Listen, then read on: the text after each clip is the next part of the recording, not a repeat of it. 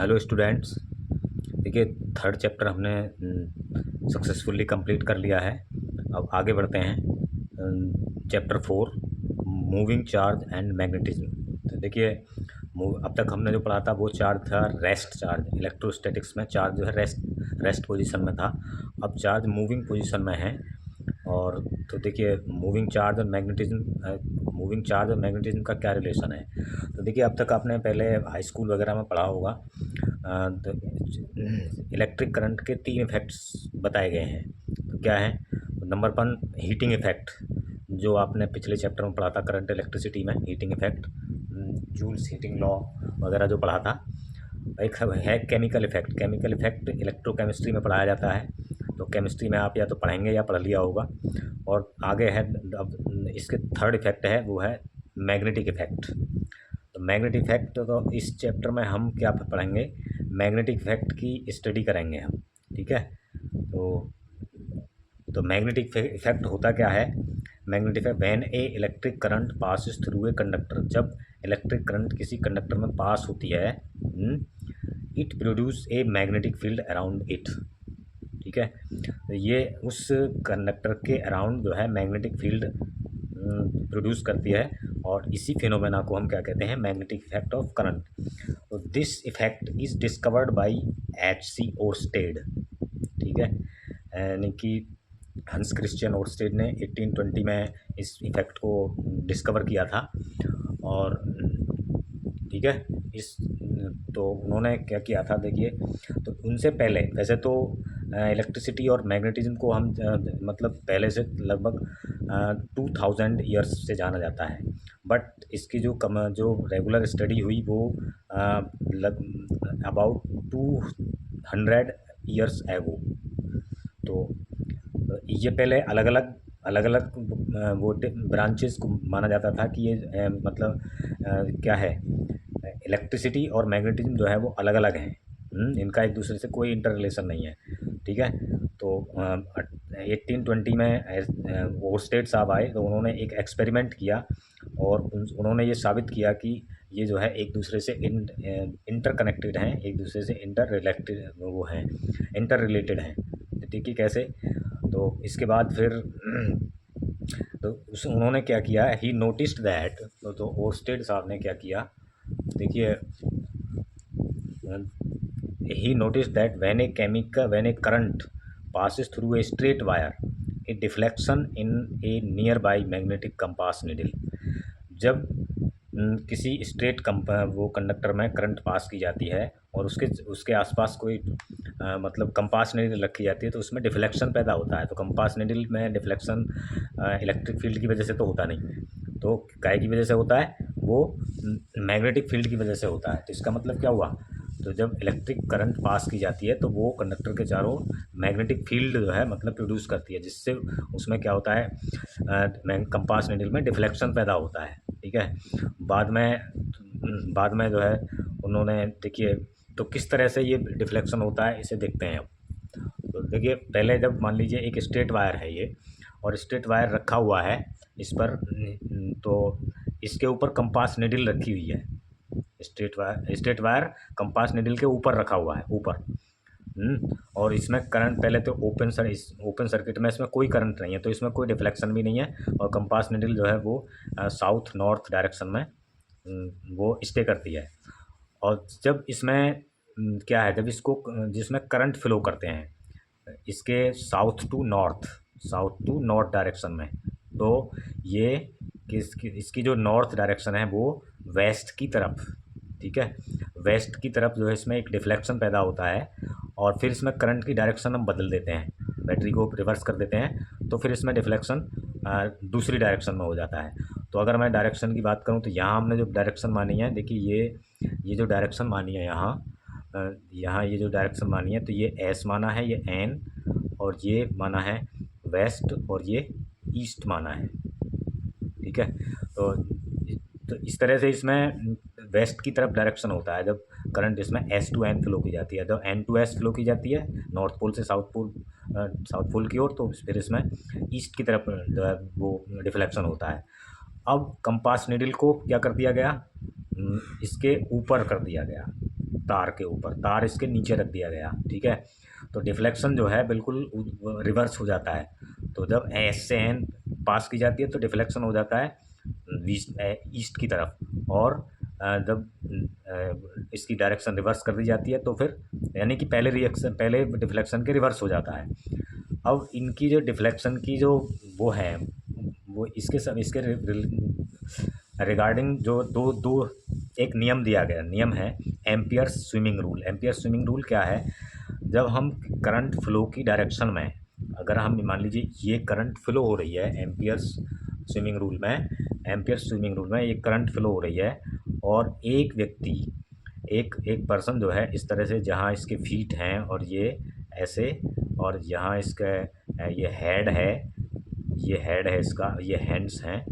तो इसमें जो है ये इसी की डायरेक्शन में, आई की डायरेक्शन में फ्लो कर रहा है, और करंट जो है इसके यहाँ से एंटर कर रहा है, यहाँ से मतलब आउट हो रहा है। तो इसका जो डायरेक्शन है, जो डिफ्लेक्शन जो होगा वो लेफ़्ट साइड में, इसका झुकाव जो होगा लेफ़्ट हैंड की तरफ होगा, ठीक है। और वैसे भी स्नो रूल जो है, स्नो रूल क्या है, SNOW रूल।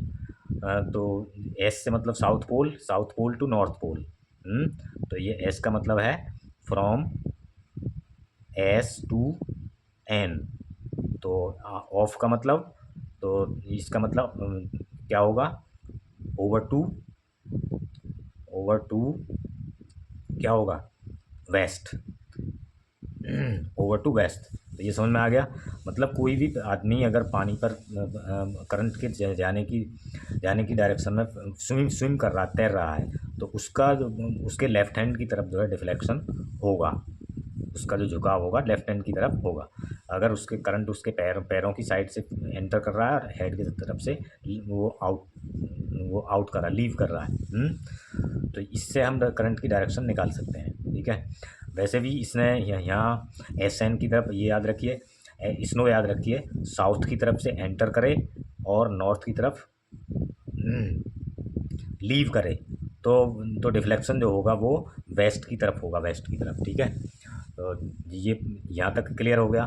तो आगे चलते हैं। देखिए इसके बाद क्या वो निकला, जब करंट को मूव कराया जाता है तो मैग्नेटिक फील्ड क्या होता है, प्रोड्यूस होता है।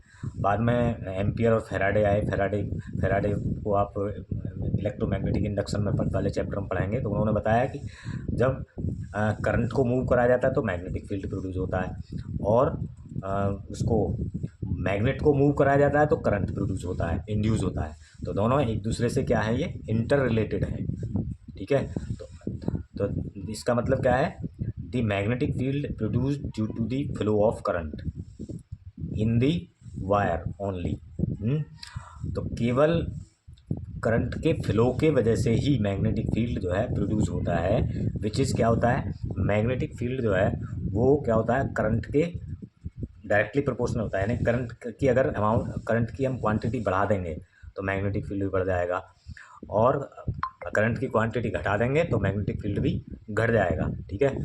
तो ये होगा अब आपका तो देखिए, बट जो डिस्टेंस है इसको अगर हम जितना दूर ले जाएंगे, तो मैग्नेटिक फील्ड घटता जाएगा। यानी कि डिस्टेंस के डायरेक्ट इन्वर्सली प्रोपोर्शनल होता है, ये डिस्टेंस के इन्वर्सली प्रोपोर्शनल होता है।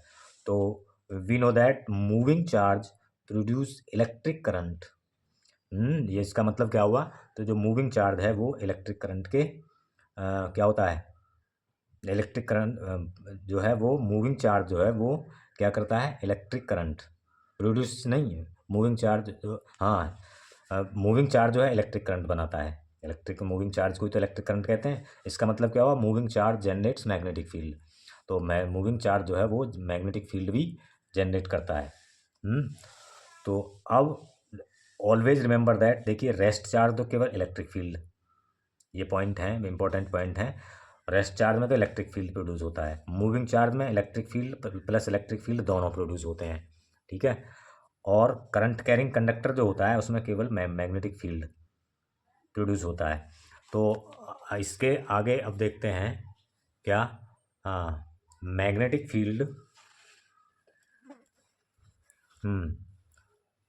तो ये है magnetic field due to a straight current carrying wire.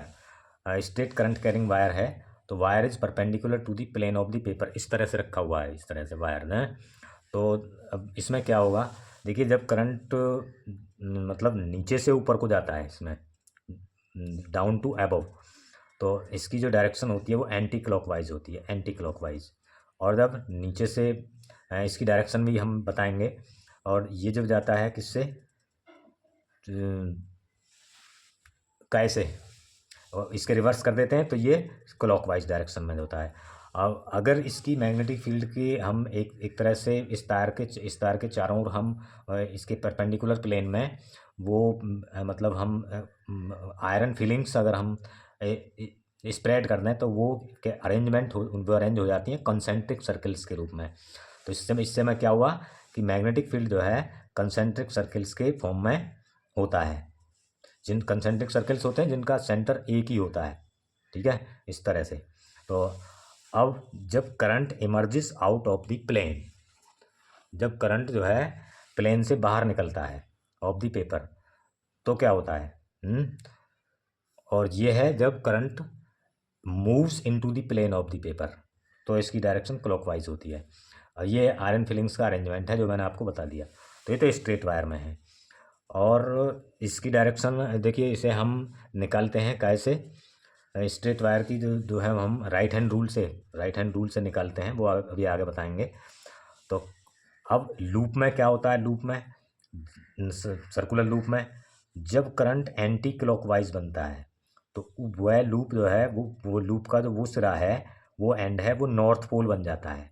और मैग्नेटिक फील्ड क्या है, आउटवार्ड होता है, क्योंकि नॉर्थ पोल से आउट निकलता है ना, एट सेंटर पर आउटवार्ड होता है मैग्नेटिक फील्ड। और जब इसमें क्लॉकवाइज डायरेक्शन में होता है तो ये साउथ पोल बनता है, तो इसमें इनवार्ड होता है, ठीक है। और मैग्नेटिक फील्ड को रिप्रेजेंट कैसे करते हैं हम, आउटवार्ड को तो डॉट से और इनवार्ड को क्रॉस से, तो हम इस तरह से डिनोट करते हैं। तो यहाँ तक मैं समझता हूँ क्लियर हो गया होगा आपका।